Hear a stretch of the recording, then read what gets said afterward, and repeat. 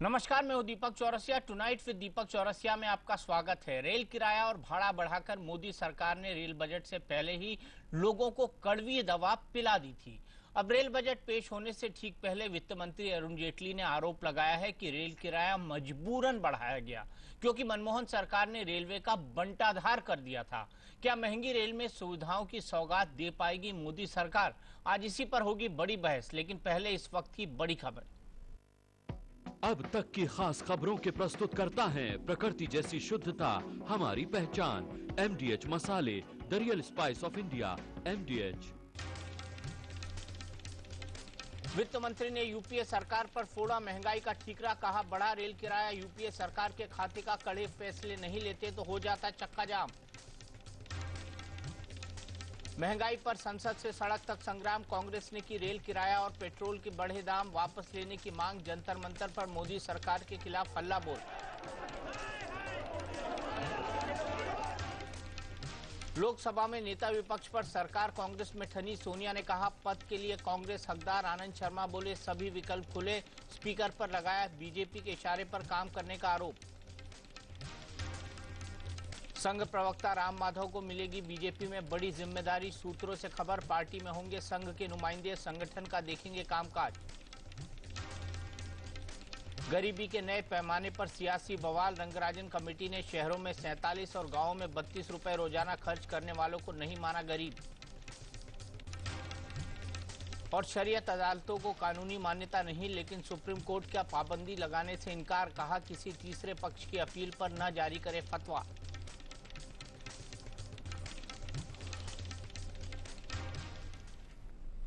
मंगलवार को मोदी सरकार का पहला रेल बजट पेश होने वाला है और उससे ठीक पहले रेल को लेकर संसद में राजनीति गर्मा गई।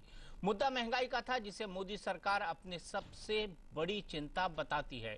विपक्ष ने सरकार को इस बात पर घेर लिया है कि जब महंगाई रोकने की इतनी ही फिक्र है तो फिर रेल बजट से पहले रेल किराया भाड़ा क्यों बढ़ाया गया। जवाब में वित्त मंत्री अरुण जेटली ने इसका ठीकरा मनमोहन सरकार के सिर फोड़ दिया। जेटली का कहना था कि रेलवे की हालत इतनी खस्ता थी कि किराया भाड़ा बढ़ाने के अलावा कोई चारा नहीं बचा था। अब ये बड़ी बहस का मुद्दा है कि क्या मनमोहन सरकार ने रेल का बंटाधार कर दिया? मोदी की रेल महंगी हो गई तो क्या सुविधाएं भी बढ़ेंगी?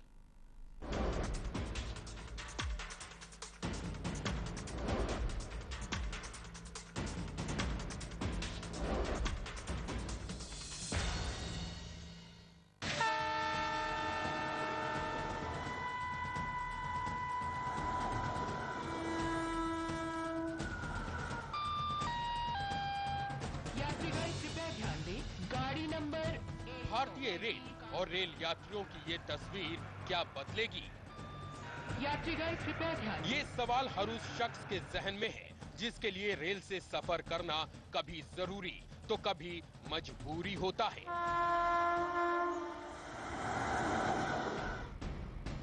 मोदी सरकार के रेल मंत्री DV सदानंद गौड़ा अपने पहले रेल बजट के साथ तैयार हैं। Tomorrow we are going to present the budget. As soon as the budget is presented, all the things inside the budget that will appear and it will read to each and every person. Even Twitter account is also opened, and through Twitter also all the messages will be sent across the country.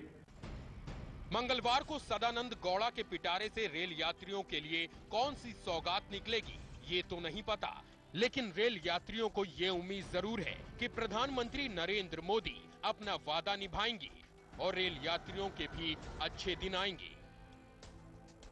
अब दिन प्रतिदिन महंगाई बढ़ रही है, किराया भी अभी 14% बढ़ा हुआ है, तो उस पर कम से कम रोक लगे जिससे आम आदमी रेल यात्रा कर सके और जनजीवन सही से चल सके। कैंटीन में खाना मिलता है, बहुत ही घटिया खाना मिलता है, इसको सुधार होना चाहिए। महंगा भी एक है। 14% बढ़ाया, आप 5% 6% और बढ़ा लीजिए, लेकिन सुविधाएं बढ़ाइए। हाँ, हम हाई स्पीड ट्रेन चलाने की बात कर रहे हैं, तो हाई स्पीड ट्रेन तो चलाई जा सकती है, लेकिन पटरियां तो वही है रेलवे की।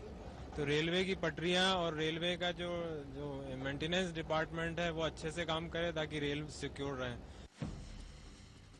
रेल यात्रियों का कहना है कि मोदी सरकार ने जिस तरह से रेल किराया भाड़ा बढ़ाया है उसे बर्दाश्त करने के लिए जरूरी है कि रेल यात्रियों के लिए सुविधाएं भी बढ़ाई जाएं।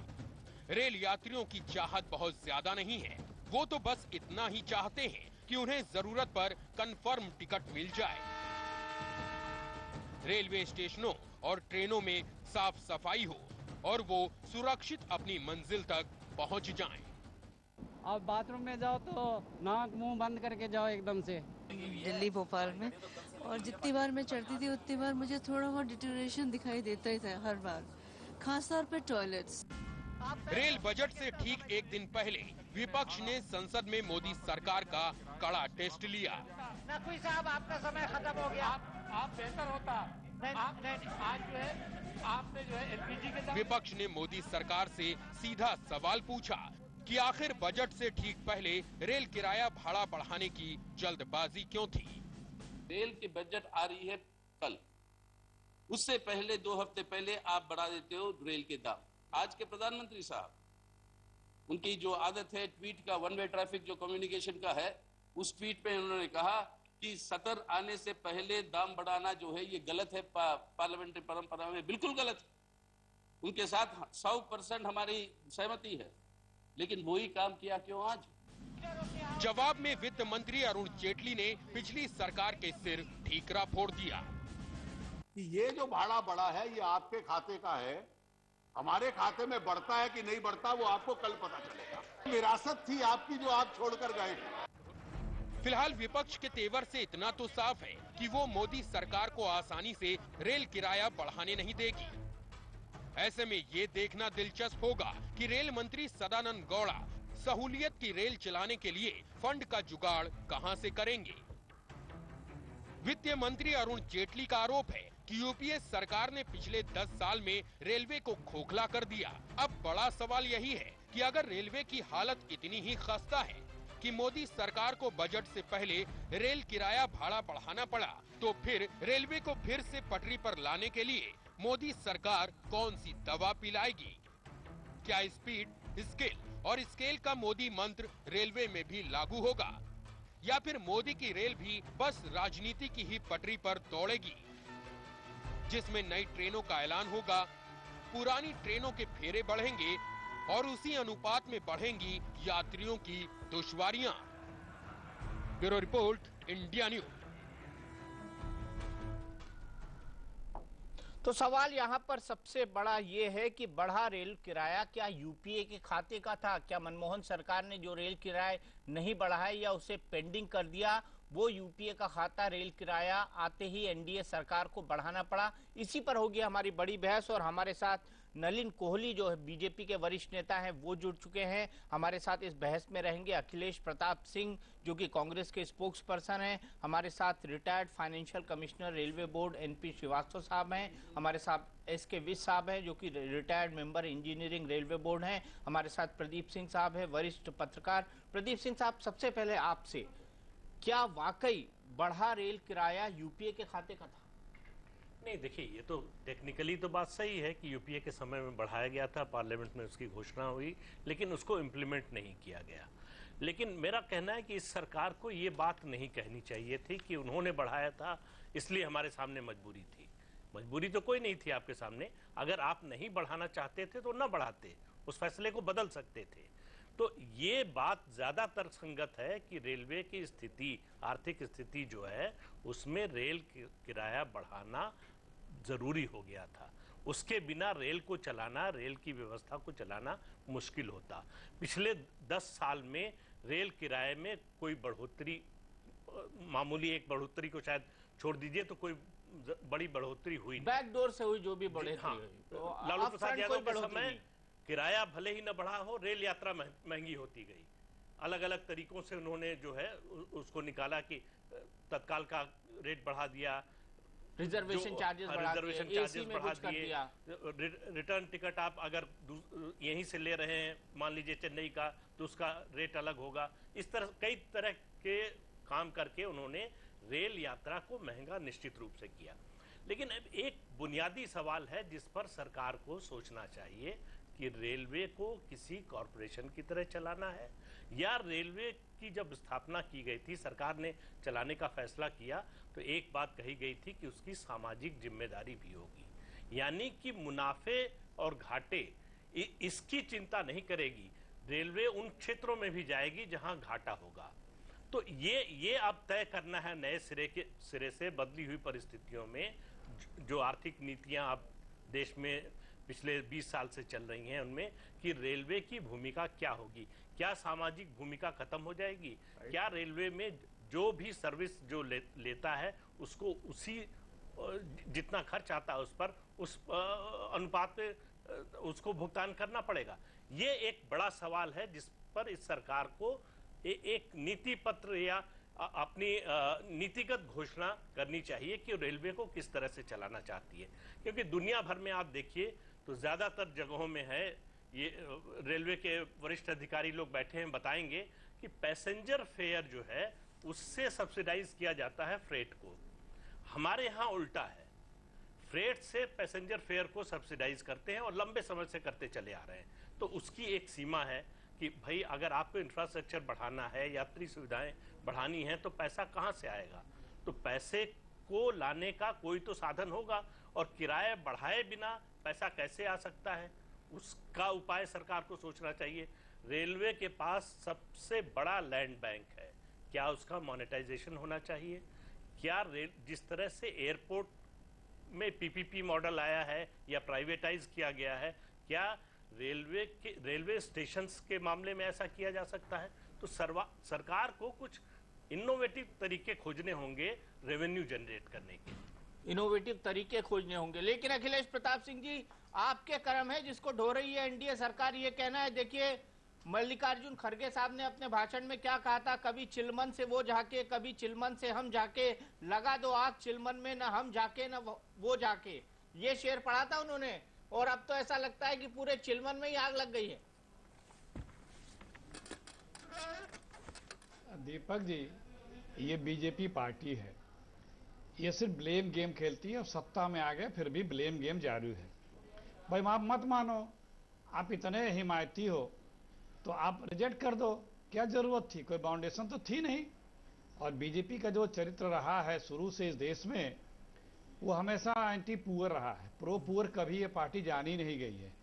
ये जो किराया बढ़ा है इसमें उसी समभाव से उन गरीब यात्रियों के साथ भी बढ़ाया गया है। अगर थोड़ी सी रहमत की होती कि चलो ठीक है अपर क्लास हायर क्लास में बढ़ाते हैं, लेकिन वो जो बेचारे जनरल में और 3 टियर में चलते हैं उनको भार थोड़ा कम डाल देते। दूसरी बात, जो रेलवे है ये इस देश की धड़कन कही जाती है। ये एयरपोर्टों से रेलवे और रेलवे स्टेशनों का मुकाबला या कंपैरिजन नहीं किया सकता। इसमें गरीब से गरीबतम आदमी इस रेल से यात्रा करता है, और सिर्फ एक प्रॉफिट मेकिंग यूनिट समझ के रेलवे को नहीं चलाया जा सकता है। रेलवे को एक दोनों तरह के बोझ झेलने पड़ते हैं कि एक सामाजिक दायित्व भी और घाटा भी ना हो, ये दोनों का बैलेंस बना के चलना पड़ता है। रिफॉर्म्स की बहुत जरूरत है, चीजों को इसके एक्सपेंशन का बहुत जरूरत है। हमें रोजमर्रा की चीजों के लिए, अब देखिए मोदी जी की सरकार आई है, जो इस सरकार का या मोदी जी का या बीजेपी का पहले से ही एक सोच रहता है, अब कारपोरेट घरानों की नजर रेलवे की लैंडों पे है, जमीनों पे है। अब उस पे क्या बजट में क्या आता है, क्या रुख रहता है, क्योंकि अगर रोजमर्रे की चीजों के लिए जमीन बेच करके पैसे लिए जा रहे हैं, या तब तो भाई ये बर्दाश्त नहीं होगा, क्योंकि होना भी नहीं चाहिए, कि तो अक्लमंदी भी नहीं होती है कि रोजमर्रे के खर्चे हम अपनी संपत्ति बेच के पूरी करें। रेलवे को आवश्यकता भी बहुत है एक्सपेंशन की, जनसंख्या हमारी बढ़ रही है, यात्री बढ़ रहे हैं, सुविधाएं चाहिए, सुरक्षा चाहिए, सेवा चाहिए, उसको किस तरह से बैलेंस बनाते हैं कल के रेलवे बजट के आने के बाद ही इस पे बात करेंगे। लेकिन हम सब मिला के ये कह रहे हैं कि एक रेलवे ऐसी धड़कन है जिससे सबको समायोजित करके चलने का मादा किसी रेल मंत्री को रखना पड़ता है। धड़कन तो है अखिलेश जी, लेकिन 30,000 करोड़ का घाटा आप छोड़ के गए हैं 10 साल में। 30,000 करोड़ का गड्ढा रेलवे के लिए, उसका जवाब नहीं दे रहे हैं। गड्ढे में भर के गए आप रेलवे को। वही जवाब दे रहा हूँ, बहुत से चीज घाटा यदि है 10 साल में 8 साल प्रॉफिट पे भी चली है रेलवे, और काफी एक्सपेंशन भी रेलवे वो तो लालू यादव जी के बजट को ममता बनर्जी ने बता दिया था, झूठ बोल रहे थे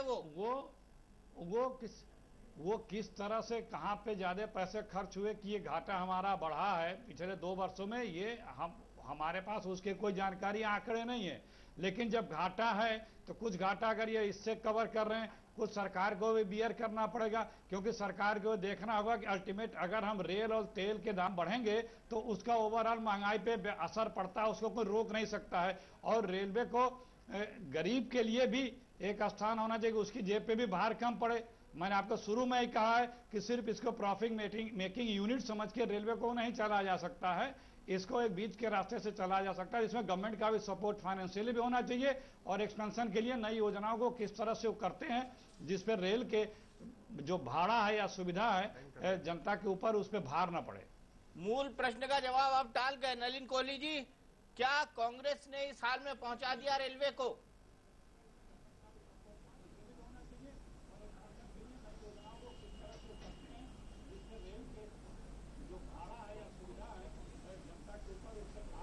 नलिन जी, आप मेरी आवाज सुन पा रहे हैं?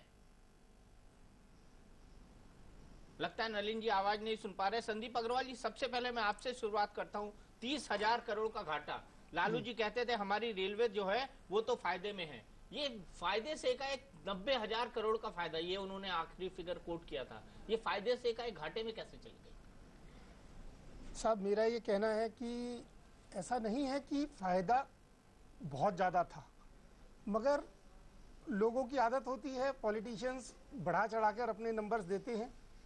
एक्चुअली रेलवे को जितना इन्वेस्टमेंट करना था वो इन्वेस्टमेंट कर ही नहीं पा रही। 1.5 लाख करोड़ रुपए का इन्वेस्टमेंट रेलवे को करना है सिर्फ अपने नॉर्मल जो उनके प्रोजेक्ट्स हैं उनको पूरा करने के लिए, जिनमें से सिर्फ 15,000 करोड़ या उससे भी कम हर साल इन्वेस्ट होते हैं, 10% से भी कम। तो फायदा हो कैसे सकता है? जो 4 लाख रेलवे वैगन चला करती थी 1980 में, आज की डेट में सिर्फ 2,40,000 रेलवे वैगन चल रही हैं। जब इतना ज़्यादा 60% 40% कम हो गया है रेलवे वैगन का चलना, वो क्यों कम हो गया है? क्योंकि रेल भाड़ा हमेशा बढ़ाते जाए और पैसेंजर भाड़े को कम करने के चक्कर में ये हुआ कि शायद इससे लोग खुश हो जाएंगे। लोग कैसे खुश होंगे? और नुकसान बढ़ते चले गए, उनको दबाने के लिए, ढकने के लिए नए नए तरीके ढूंढे गए। मगर जो भी तरीके ढूंढे गए, असल बात यह है कि 4 लाख से 2,40,000 रेलवे वैगन रह गई पिछले 25 साल में, और अगले सालों में अगर रेल भाड़ा इसी तरीके से बढ़ता रहा, फ्रेट ट्रैफिक, तो बहुत नुकसान होने वाला है। अगर ईस्टर्न और वेस्टर्न कॉरिडोर जो चालू होगा उसकी वजह से रेल भाड़ा कम हुआ, तब जाके ऐसा समय आएगा कि रेलवे लाइंस प्रॉफिट देंगी और उस वक्त शायद पैसेंजर ट्रैफिक को सब्सिडाइज किया जा सकता है रेल फ्रेट ट्रैफिक से। आज की डेट में नहीं कर सकते, आज की डेट में नहीं कर सकते। मैं सीधे चलता हूं नलिन के पास। नलिन, अखिलेश प्रताप सिंह जी का यह कहना है कि अगर मनमोहन सरकार ने रेल का किराया बढ़ाने का प्रस्ताव दिया था तो मोदी सरकार के पास ये अधिकार था कि वो उस प्रस्ताव को टर्न डाउन कर देते, क्योंकि रेलवे एक सामाजिक जिम्मेदारी को निभाना भी रेलवे का काम है। आखिरकार प्रस्ताव को आगे बढ़ाकर, रेल किराया को बढ़ाकर महंगाई क्यों बढ़ाई एनडीए सरकार ने? ये सवाल उठा रहे हैं और ये सवाल जनता भी पूछ रही है। नहीं, मोदी जी ने चिट्ठी भी लिखी थी। मेरी आवाज अब आ रही है आप तक दीपक जी? बिल्कुल, मैंने पहले भी आपसे सवाल पूछा था। जी जी हाँ, मैं जानता हूँ कुछ ऑडियो की दिक्कत थी। वैसे बड़ा अद्भुत रहा पूरा अपने अखिलेश जी का बयान। उन्होंने जिस रेलवे को दिल का धड़कन बताते 3 बार बोला उन्होंने, वो ये तो नहीं कबूल कर रहे थे कि उस बेचारे रेलवे को दिल का दोहरा भी हो गया है। और जब वो आईसीयू में पहुंच गए, जैसे अभी संदीप अग्रवाल जी बता रहे थे एक उदाहरण देते हुए, तो फिर वो आशा ये कर रहे थे थोड़ा सा बाम लगा के या एक बैंडेड लगा के रेलवे को दौड़ने लायक करा दिया जाए। आपने ये भी सवाल पूछा कि ममता बनर्जी ने लालू के बजट को गलत बोला और पिछले 2 साल के लॉसेस पे वो शांत हो गए।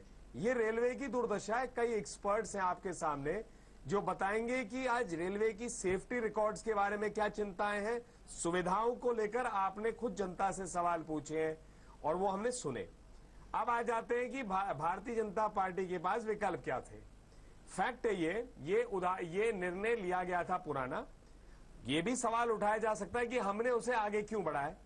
8,000-9,000 करोड़ का फर्क पड़ता है जो 30,000 करोड़ का घाटा है। तो इस विपरीत परिस्थिति में कि रेलवे मर ना जाए, उसको थोड़ा सा ऑक्सीजन मिल गया। लेकिन ये ऐसे तो चल नहीं सकती, क्योंकि रेलवे के लिए एक नई सोच की अब आवश्यकता पड़ेगी। और वही उसका कुछ प्रमाण जो है या उसका कुछ संकेत जो है रेलवे बजट से दिखना शुरू हो जाएगा।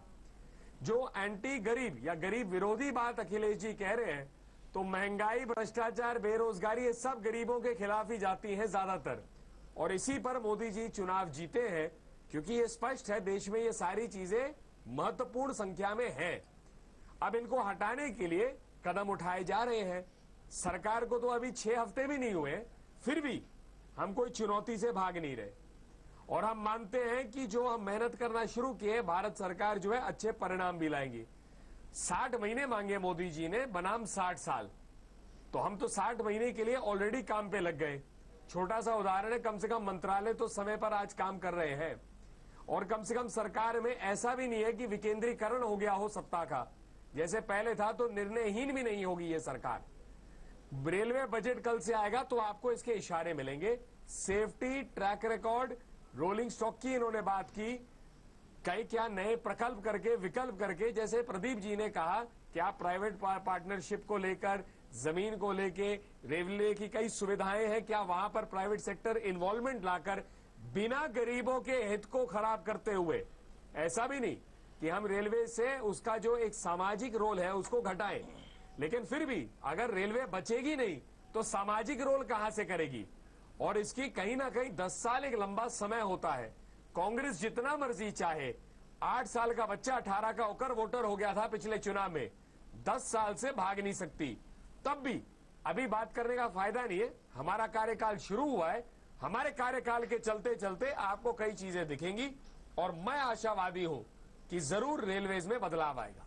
नलिन, मैं आगे बढ़ूं, एक्सपर्ट्स के पास जाऊं, उससे पहले आप बुलेट ट्रेन चलाने की बात कर रहे हैं, हाई स्पीड ट्रेन चलाने की बात कर रहे हैं, सेमी स्पीड ट्रेन चलाने की बात कर रहे हैं, लेकिन हाई स्पीड ट्रेन और सेमी स्पीड ट्रेन ये दोनों जो मल्लिकार्जुन खड़गे साहब का बजट है उसमें ऑलरेडी प्रस्तावित है और 2014 तक पूरा हो जाना था, जिसका एक ट्रायल रन आप आगरा में कर चुके हैं, तो आप इसका क्रेडिट मनमोहन सरकार को देंगे?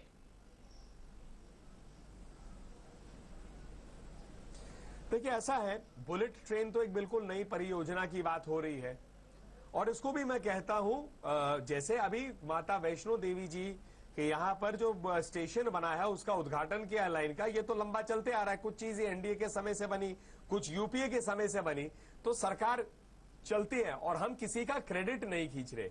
लेकिन रेलवेज का ये दूसरा सत्य है कि जहां पर 1.5 लाख करोड़ के प्रोजेक्ट है वहां 15,000 करोड़ से कम है। आज कैश ऑपरेटिंग रेशियो जो रेलवेज का है 90 पे आ गया है, मतलब 90 और 100 के बीच में कोई फर्क नहीं है, उस लेवल पे आ गया है कि कोई रिजर्व्स तो है नहीं। अब आप जो बुलेट ट्रेन की बात कर रहे हैं, ये नए प्रोग्राम्स हैं, कई नए प्रोग्राम्स जो हैं, इसके लिए नए फंड्स की प्लान करनी पड़ेगी, क्योंकि रेलवेज के अंदर तो यहां पर इतना स्कोप अभी दिख नहीं रहा। रेलवेज के यही मतलब बेसिकली मैं कहना चाहता हूं कि रेलवेज के अंदर कई चीजें साथ साथ चलेंगी। कुछ पुरानी स्कीम्स को खत्म करेंगे जो मतलब उन स्कीम्स में फायदा हो, कुछ पुरानी स्कीम्स जिससे रेलवे को फायदा नहीं हो रहा, समाज को भी फायदा नहीं हो रहा, उन स्कीम्स का रीओरिएंटेशन भी हो सकता है, उनको रिजेक्ट भी किया जा सकता है। कुछ नई स्कीम्स होंगी, लेकिन अंततः संस्था जो है मजबूत हो जाए, संस्था देश हित में काम करे, उसका श्रेय उसी को ही जाएगा जो संस्था को ठीक कर देगा। संस्था को ठीक कर देगा। ठीक करने की बात है अखिलेश जी, ये सवाल मेरा श्रीवास्तव जी से। श्रीवास्तव जी, कई सारी हमने घोषणाएं सुनी पिछले 10 साल में, और अखिलेश प्रताप सिंह जी इसको जरूर सुन रहे होंगे कि मॉडल रेलवे स्टेशन बनेंगे, वाईफाई की सुविधा मिलेगी, ट्रेन के अंदर चार्जर काम करेगा, एसी डिब्बों में तो लग गया लेकिन नॉर्मल कोचेस के अंदर नहीं है, साथ ही साथ जो रेलवे स्टेशन होगा वो एयरपोर्ट की तरह बन जाएगा। दिखा नहीं कुछ 10 साल के अंदर, ऐसा क्यों? देखिए, मूल प्रश्न ये है कि आपको अपनी सुविधाएं बढ़ाने के लिए, अपना इंफ्रास्ट्रक्चर बेहतर करने के लिए पैसे की ज़रूरत होती है, और पैसे की ज़रूरत अगर है तो आपका आधार यदि सशक्त नहीं है तो आप उस पैसे को लगा नहीं सकते हैं। अब मैं तो एक मूल प्रश्न की बात करता हूं कि सरकार को फैसला लेना पड़ेगा, क्योंकि आज से 40 साल पहले भी ये चीज़ साबित हो चुकी थी कि एनर्जी एफिशिएंसी में रेलवे रोड सेक्टर से 6 गुनी बेहतर है, और आज एनवायरनमेंट के पॉइंट ऑफ व्यू से भी रेलवे बेहतर है। तो क्या वजह है कि सन 50-51 के अंदर रेलवे का शेयर 90% था, जो घट के अब 30% रह गया है। और प्लानिंग कमीशन की जो एलोकेशंस होती हैं वो या तो रोड सेक्टर में ऑटोमोबाइल सेक्टर का प्रेशर ग्रुप होगा, जो भी होगा उनको ज़्यादा मिलता है और रेलवे को कम मिलता है। अगर पैसा नहीं होगा तो सुविधाएं कहाँ से आएंगी? तो आपने अपना 2020 तक का विजन प्लान भी दिया। विजन प्लान के अंदर आपने ये कहा कि मुझको 14 लाख करोड़ रुपए चाहिए 10 साल में अगले। इसके मतलब 1,40,000 करोड़ रुपए हर साल चाहिए। वो कहाँ से जुटेंगे? आपके आंतरिक संसाधन जो है वो मुश्किल से 5-7-8 हज़ार देते हैं। जो सरकार से बजटरी सपोर्ट मिलता है वो बढ़ के अब 24-25 हज़ार करोड़ हुआ है। प्राइवेट सेक्टर से जो प्राइवेट पार्टिसिपेशन वाले हैं वहाँ से कुछ पैसा आ नहीं रहा है। तो आखिर आपको अब जो क्रॉस सब्सिडाइजेशन जो फ्रेट से आप कर रहे हैं पैसेंजर को, तो वो गलत साबित हो रहा है। उसका नतीजा ये हो रहा है कि जो आपका जो मैन्युफैक्चरिंग सेक्टर है वो भी सफ़र कर रहा है, क्योंकि आप ग्लोबली compete नहीं कर पाते हैं, क्योंकि आपका फ्रेट और जगहों से, चाइना से, बांग्लादेश से और जगहों से ज़्यादा महंगा है। जैसे कि अभी प्रदीप सिंह जी साहब ने कहा कि हमारे यहाँ पे जो पैसेंजर के किराए हैं वो बहुत कम हैं, और जो फ्रेट के हैं, आप ताज्जुब की बात सोचिएगा कि हमारे फ्रेट के किराए अमेरिका से भी ज़्यादा हैं, जो कि एक अजीब सी बात है। तो क्या वजह है कि हमको, मैं ये नहीं कह रहा हूँ कि पैसेंजर के किराए पैसेंजर किराए बढ़ाने से 8-10 हज़ार रुपये आप, क्योंकि पैसेंजर के किराया जो है वो 43,000 करोड़ पैसा देते हैं, जबकि 94,000 करोड़ के करीब आपकी आमदनी जो है वो फ्रेट से होती है।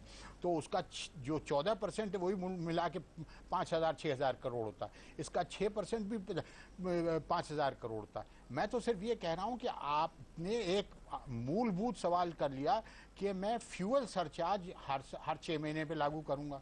वो अब तक हो नहीं रहा है, और जहाँ जहाँ आपने 6% बढ़ाने की बात करी तो वो भी अगर नहीं लागू करें तो आखिर पे कमीशन एक और बैठ गया, 7वां पे कमीशन 1 जनवरी 16 से फिर रेलवे को धरातल में जाने के लिए एक वजह हो जाएगी। जब पे कमीशन आया है तब रेलवे का, क्योंकि रेलवे का 60% खर्चा जो है वो स्टाफ कॉस्ट है, स्टाफ कॉस्ट और पेंशन कॉस्ट। तो उस पर अगर 20% खर्चा बढ़ जाता है पे कमीशन की वजह से, तो रेलवे उस समय फिर जाके उसका जो ऑपरेटिंग रेशियो है वो 70-80 से घट के बढ़ के फिर 90-95 में पहुंच। मैंने मानी आपकी बात, लेकिन क्या वाकई रेलवे की हालत इतनी खराब थी कि अगर 25 तारीख को किराए और भाड़ा नहीं बढ़ाया जाता तो रेलवे का चक्का जाम हो जाता? लगभग कमोबेश यही बात राज्यसभा के अंदर अरुण जेटली जी ने कही थी। मैं ये तो नहीं कहूँगा कि चक्का जाम, अभी भी देखिए सरप्लस है उसमें, मगर अगर आपको रेलवे को सस्टेन करना है तो उसके इंफ्रास्ट्रक्चर को इम्प्रूव करना है, टेक्नोलॉजी इंट्रोड्यूस करनी है जिससे कि आप मैन पावर रिड्यूस कर सकें, तो और सेफ्टी के पॉइंट ऑफ व्यू से भी टेक्नोलॉजी बहुत जरूरी है, तो पैसा लगाना पड़ेगा। आपने सुविधाओं की बात करी तो उसके लिए पैसा लगाना पड़ेगा। हम एयरपोर्ट की तरह स्टेशन भी बना सकते हैं, मगर पैसा लगेगा। पैसा कहाँ से आएगा?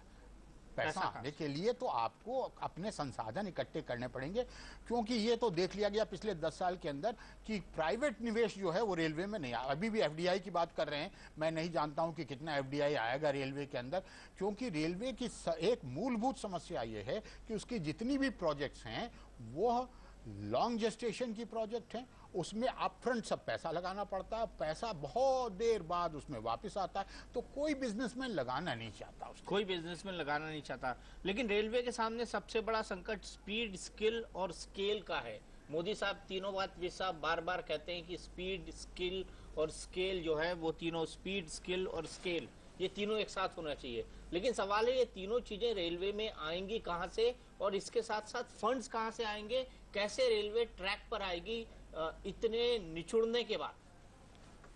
देखिए, ये कहा जाता है कि रेलवे में नंबर ऑफ एम्प्लॉइज बहुत ज़्यादा है, तो उनकी प्रोडक्टिविटी बढ़ाने के लिए उनको स्किल करना, उनके साथ में टूल एंड मशीनरी होना, ये तो एक बिल्कुल ठीक बात है, क्योंकि हर एक एम्प्लॉय की प्रोडक्टिविटी बढ़ जाने से उन एम्प्लॉय का यूटिलाइजेशन होगा, कोई जॉब भी क्रिएट होना है, इसमें कोई शक नहीं है।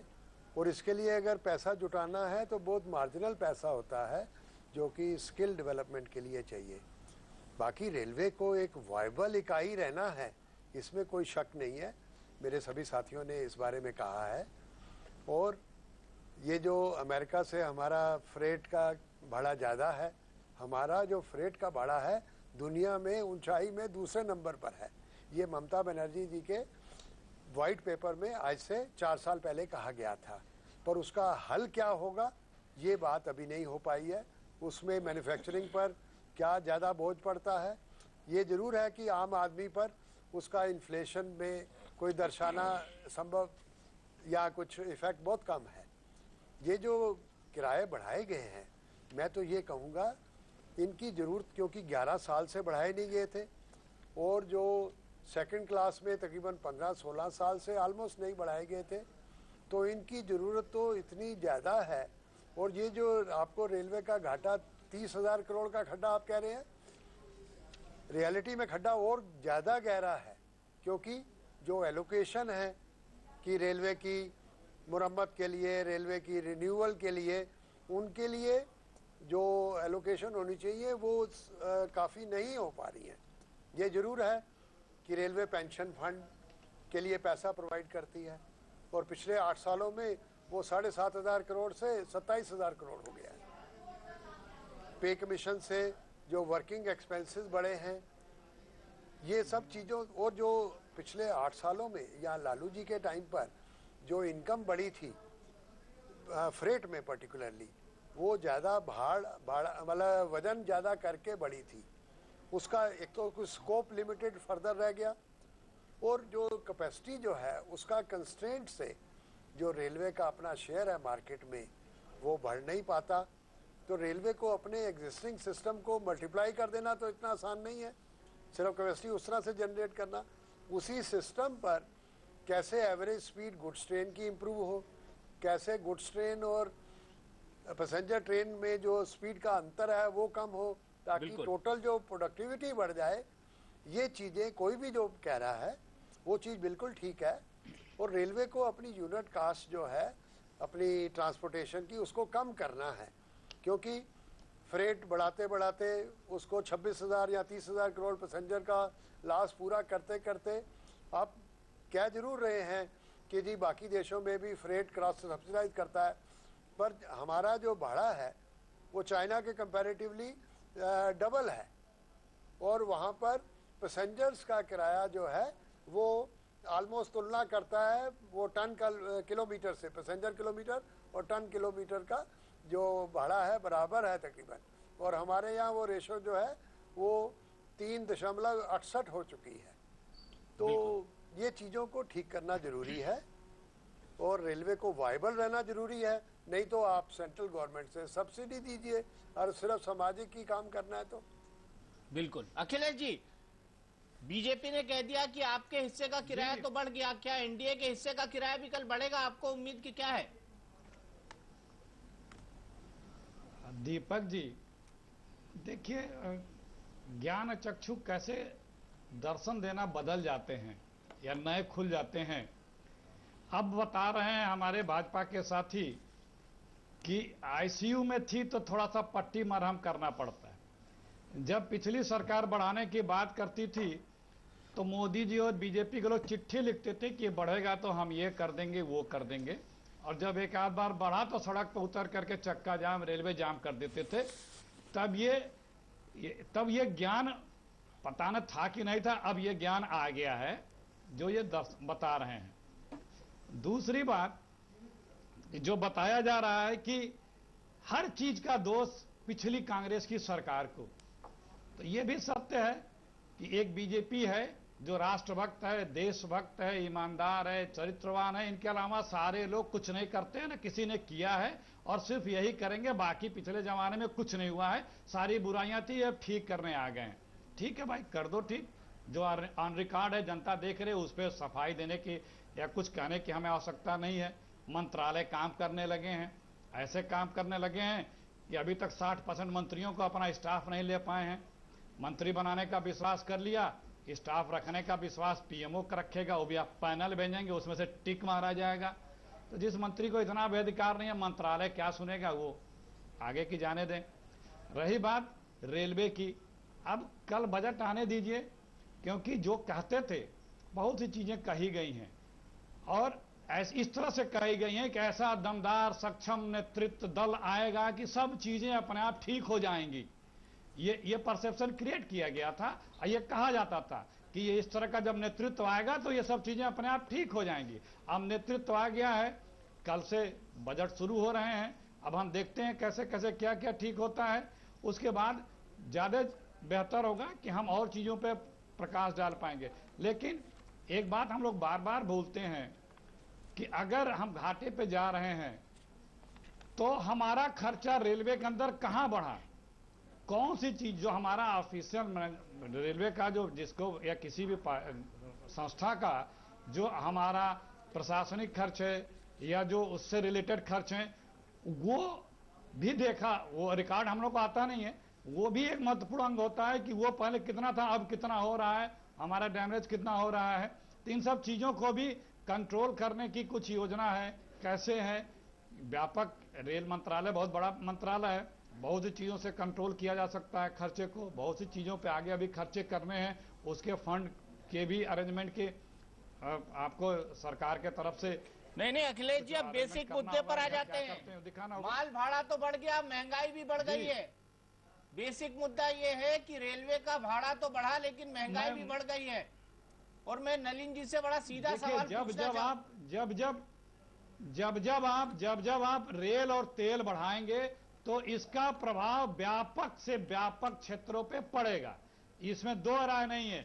और महंगाई कंट्रोल करने की बात की थी, 6 बैठकें कर चुके, कहते हैं प्रदेश कंट्रोल करें, प्रदेशों को दे दिया, जब मैं चिट्ठी लिख दी कि आप ईसी एक्ट लगाइए, आप छापे मारिए, आप फला करिए, अपने कुछ नहीं करना है, अपने सिर्फ दूसरे के ऊपर डाल देना है।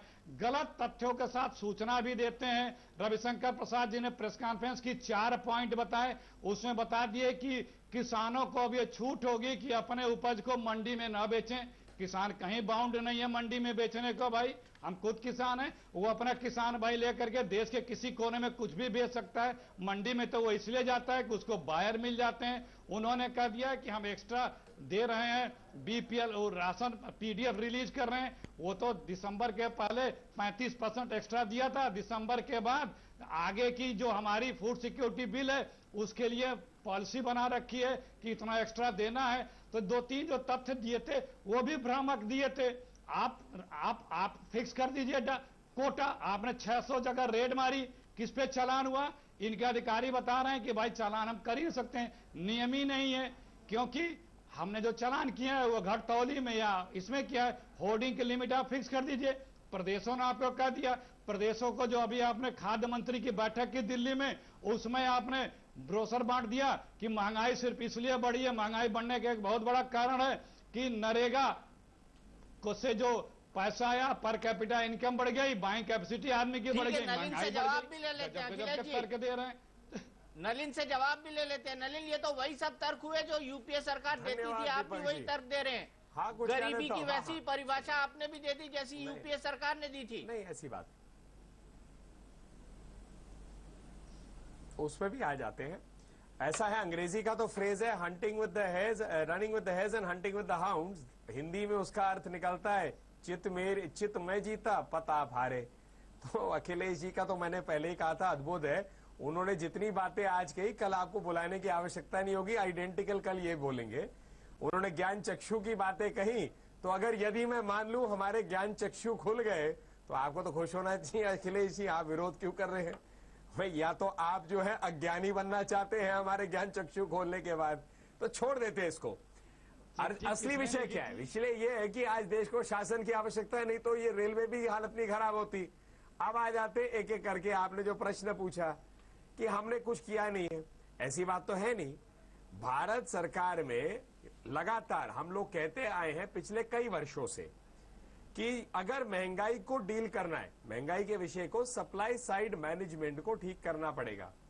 सिर्फ पैसे को या मॉनेटरी टारगेट से नहीं हो पाएगा। तो सप्लाई साइड ठीक करने के लिए कई अलग अलग चीजें करनी पड़ेंगी, जिसका मतलब क्या हुआ? पर हेक्टेयर यील्ड आपको बढ़ाना पड़ेगा। मैनेजमेंट, जैसे फ्रेट कॉरिडोर की बात कर रही है सरकार की, सब्जियां जो है एक फ्रेट कॉरिडोर में कैसे मूव करे, यदि कोल्ड स्टोरेज की बात करते हैं तो उदाहरण के लिए कई राज्य ऐसे हैं, भाजपा शासित नहीं, लेकिन कुछ ऐसे राज्य हैं जहां पर बिजली नहीं है, तो कोल्ड स्टोरेज क्या काम करेंगे जहां बिजली ही नहीं है। तो अलग अलग विषय होते हैं, लेकिन सब सप्लाई साइड मैनेजमेंट से जुड़े हैं। अखिलेश जी ने सही कहा, किसान तो कहीं भी बेच सकता है, लेकिन एपीएमसी को जरा ध्यान से पढ़िए तो किसान को दिक्कत नहीं आएगी। जो खरीदार है, जो मंडी से बाहर खरीदता है, उस पर कार्रवाई जरूर होगी। तो इसीलिए आप में जाकर 1-1 किलो अगर आलू प्याज खरीद के आ जाए तो कुछ होगा नहीं, लेकिन कोई व्यक्ति जाकर आउटसाइड दी एपीएमसी पूरा फसल खरीदने का प्रयास करेगा तो उसको दिक्कत आ सकती है, उस पर कार्रवाई हो जाती है। तो इसीलिए तथ्यों पे ही हम बात करेंगे। तो इसीलिए डीलिस्टिंग की बात हुई है। तो ये सारे विषय जो है ये हैं, इसमें कई चीज जो है, जैसे अरुण जी ने कहा, इससे पहले 2 बार कह चुके, जुलाई से लेकर दिसंबर और खासकर जुलाई से सितंबर के बीच में साइकिल चल रहा है। लेकिन क्या 10 साल में ये साइकिल टूट नहीं सकता था? ये सत्य है कि भारत में मॉनसून 10 साल से लगातार अच्छा आ रहा है, तो इसीलिए इसमें भाग भी नहीं सकते कि मॉनसून की वजह से हम लोग की दिक्कत आ रही है। इस साल आशंका है, प्रार्थना हमारी अभी भी जारी है कि ऐसा ना हो। तो ऐसा है दीपक जी, कांग्रेस कुछ भी कहे, हम तो काम करने आए हैं, हम तो काम करेंगे और हम जानते हैं कि इन चुनौतियों को स्वीकारते हुए परिणाम लाएंगे। जब परिणाम लाएंगे 60 साल के, लेकिन नलिन जी आज दिल्ली में मैंने एक बोर्ड देखा, तो जनता के पास 60 साल का मॉडल 60 महीने का होगा। नलिन जी मैंने आज दिल्ली में एक बोर्ड देखा, पड़ने लगी महंगाई की मार, लो आ गई मोदी सरकार। ऐसे बोर्ड पहले दिल्ली में नहीं लगते थे। पड़ने लगी महंगाई की मार, लो आ गई मोदी सरकार। और लगेंगे, और ये हाँ, और मैं इसी पे एक लाइन आपको जोड़ देता हूं, जो महंगाई वाली बात की। आप ही के रिपोर्ट में एक व्यक्ति ने कहा, जो साधारण रेल यात्रा कर रहा है, कह रहा है खाना बेकार है, अब चाहे 5-7-10% बढ़ा दीजिए, लेकिन सुविधाएं तो दीजिए। फर्क क्या है पिछली कांग्रेस, सोनिया, मनमोहन की सरकार और अब मोदी जी की सरकार में? पिछली सरकार काम नहीं कर रही थी, जनता पे अपने कुशासन का पूरा भार डाल रही थी, महंगाई है। इस सरकार ने काम शुरू कर दिया है। ठीक है, मानते हैं महंगाई चुनौती है, लेकिन जब परिणाम अच्छे आएंगे तो जनता भी हमारे साथ होगी। लेकिन क्या अभी तो आपने गड्ढा भरने के लिए किराए बढ़ाए हैं, लेकिन क्या सुविधाएं बढ़ पाएंगी? ये तो उनका अधिकार है। क्या कहें? सॉरी, अभी तो आपने गड्ढा भरने के लिए किराए बढ़ाए हैं, लेकिन क्या सुविधाएं बढ़ पाएंगी?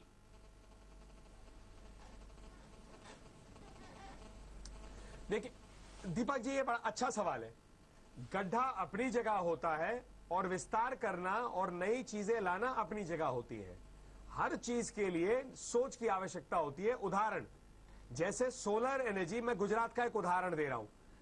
कनाल के ऊपर में सोलर पैनल लगे, 1 मेगावाट बिजली का उत्पादन हुआ। कनाल पे सोलर पैनल लगे तो जमीन जो है, उपजाऊ जमीन जाती नहीं है और कनाल से पानी जो है उतना इवेपोरेट नहीं होता, पानी की भी बचत होती है। वैसे ही रेलवेज में विकल्प हो सकते हैं। अगर आप एक अच्छी मंशा से नवीन सोच लाए तो कई चीजें किए जा सकते हैं बिना जनता पर भार डाले हुए। रेलवे का किराए का जो लेकर विषय था, ये तो इमरजेंसी में जो हो रहा है, लेकिन ये मॉडल चल नहीं सकता कि आप किराया बढ़ाते जाइए और साथ में रेलवे इनएफिशिएंट होती गई। रेलवे को भी एफिशिएंट बनाना पड़ेगा। अभी शायद एक आपके विशेषज्ञ ने सही बात कही, भाई जब रेलवे में लोग हैं, उनके स्किल्स को आप करेंगे, प्रोडक्टिविटी बढ़ाएंगे, तो उनकी भी तो आप एक्सपेंशन साथ साथ करेंगे। रेलवे का कार्य का उसकी कार्यशैली को बढ़ाएंगे और मतलब उसकी एक्सपेंशन करेंगे, तो लोगों की जो आज रेलवे में लोग ज्यादा कहे जाते हैं वो स्प्रेड आउट हो जाएंगे। लेकिन अगर रेलवे ही सुकड़ रही है, 4 लाख रोलिंग स्टॉक अगर 2,40,000 पे आ गई है, तो भार जो है पेंशन का और वेजेस का ज्यादा बढ़ जाएगा। ये मैनेजमेंट की बातें हैं, किया जा सकता है। करने की नियति चाहिए, करने की नीति चाहिए, और दोनों मोदी जी की सरकार करके दिखाएगी। दोनों करके दिखाएगी। नलिन, सिर्फ एक छोटा सा सवाल पूछता हूं, मोदी जी की सरकार कब से कंफर्म टिकट दिलाना शुरू कर देगी रेलवे का?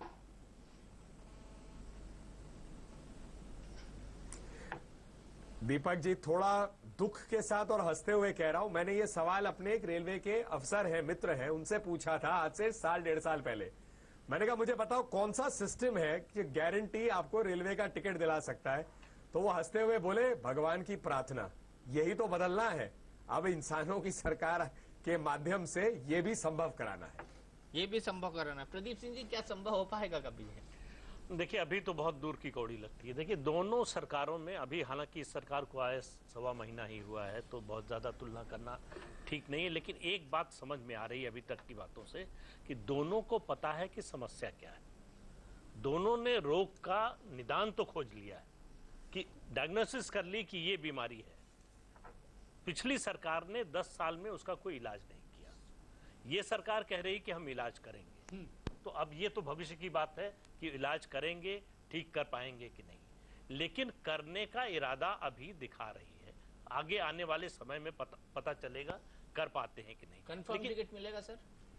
ये तो डिमांड एंड सप्लाई वाली बात है। आपको अगर पैसे किसी ट्रेन में कभी नहीं मिलता सर, किसी ट्रेन में कभी नहीं मिलता। प्रॉब्लम तो ये है, इसीलिए तो कंप्यूटराइजेशन शुरू किया गया था, मगर उसके अंदर भी नहीं होता था। कंप्यूटराइजेशन इसीलिए शुरू किया गया था, मगर फिर भी नहीं मिलता। साहब कभी मिल पाएगा कंफर्म टिकट?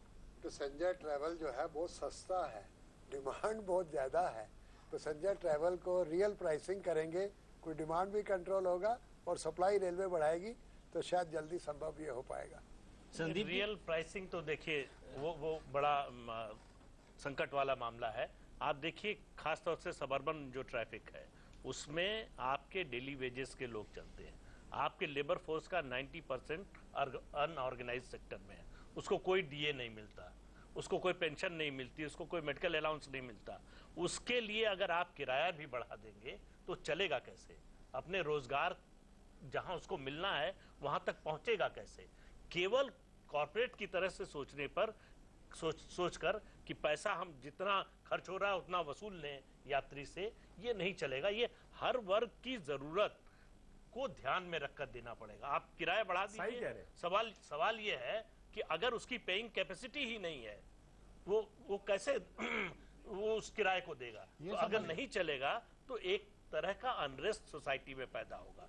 तो सरकार को इस वर्ग के प्रति निश्चित रूप से सेंसिटिव होना चाहिए। उसको एक संतुलन बनाना पड़ेगा कि कैसे सबको साधा जा सके। जिनकी जरूरत ऐसी है उनके लिए सहूलियत, जिनसे लिया जा सकता है पैसा उनसे कुछ ज्यादा लिया जाए। ये समस्या जो है पूरे संसार में है कि जो सबर्बन ट्रैफिक है उसके अंदर आप जो है आदमी कामगार जो है उससे उतना पैसा नहीं ले सकते। तो इसीलिए ज़्यादातर सरकारें जो विदेश में हैं वो सब्सिडाइज करती हैं सबर्बन सर्विसेज को, उनको पैसा देती। रेलवे को कुछ नहीं नुकसान होगा अगर सरकार उनको पैसा देती रहेगी, उसको सब्सिडाइज करती रहेगी, सब्सिडाइज करते रहेगी। संदीप जी कब मिलेगा कंफर्म टिकट? साहब जैसे मैंने अभी हमारे दोस्त लोगों ने भी कहा, सबसे ज़रूरी बात यह है कि ठीक है जो लोग बहुत गरीब हैं और जो बिल्कुल मध्यम वर्ग से भी नीचे हैं उनके लिए सब्सिडी हमेशा रहेगी और होनी भी चाहिए। मगर जैसे सब्सिडी बहुत ज़्यादा बढ़ जाती है लोग और दूर जाने लगते हैं। कुछ साल पहले 100 साल पहले शायद लोग अपने घर से सिर्फ 1 या 2 किलोमीटर दूर तक काम पे जाया करते थे। धीरे धीरे रेलवे लाइनें आई, लोग 4 से 5 किलोमीटर 10 किलोमीटर तक जाने लगे। आज की डेट में लोग 100 किलोमीटर 150 किलोमीटर तक काम पे जाते हैं। अच्छी बात है, लोगों को रोजगार मिल रहा है इससे, मगर किस कॉस्ट पे मिल रहा है, वो कॉस्ट कौन भुगत रहा है, वो कॉस्ट पॉसिबल है भुगतनी कि नहीं है, ये सब बातों को सोचना पड़ेगा। और दूसरी बात, अल्टीमेटली अगर जो रोजगार लेने जा रहे हैं उनको दूर जाना पड़ता है और वो ट्रेन की भाड़े महंगे होते हैं, तो चाहे वो किसी भी किस्म का कारीगर हो उसको तनख्वाह ज़्यादा देनी ही पड़ती है। कोई भी कंपनी कम दे के काम करा ही नहीं सकती क्योंकि वो सामने वाला डिमांड करता है, ज़्यादा डिमांड करता है। तो वो पॉसिबल है, सारे देश का भार रेलवे नहीं उठा सकती, सबको मिल बांट के उठाना पड़ेगा।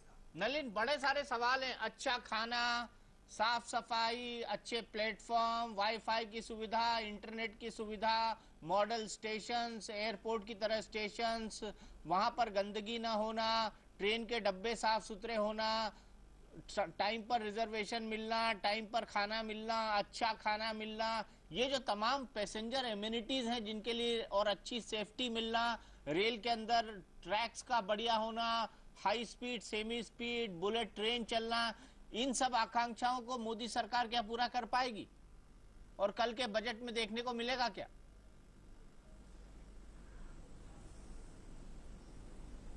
कल के बजट से शुरुआत दिख सकती है। एक बजट में हर चीज संभव नहीं हो सकता। 5 रेलवे बजट आएंगे इस सरकार के।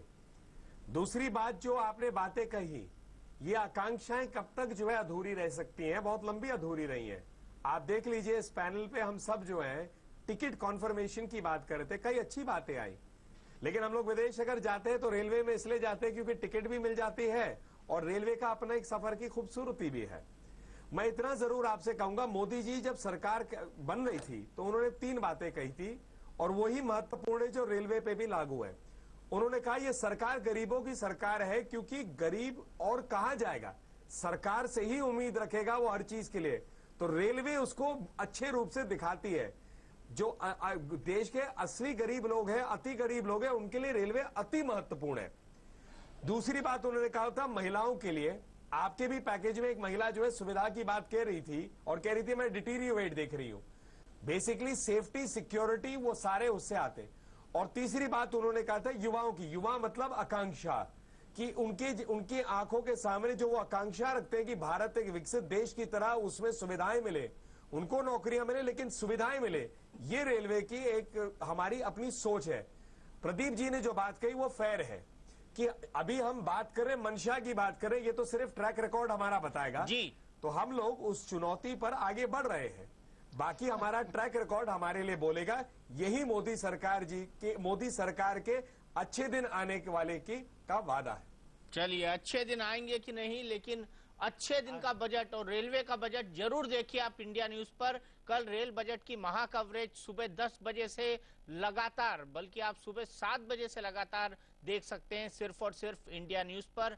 अभी फिलहाल के लिए इतना ही हमारी बड़ी बहस में, लेकिन इंडिया न्यूज पर खबरों का सिलसिला लगातार जारी है।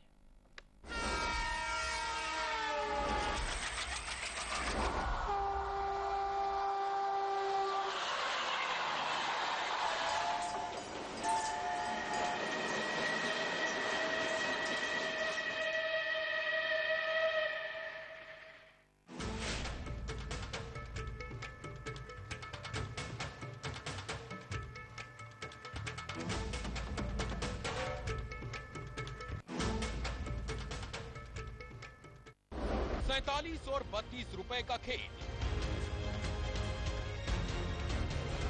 मोदी राज में गरीबों का ब्रेक फेल। देखिए रात 9:28 पर।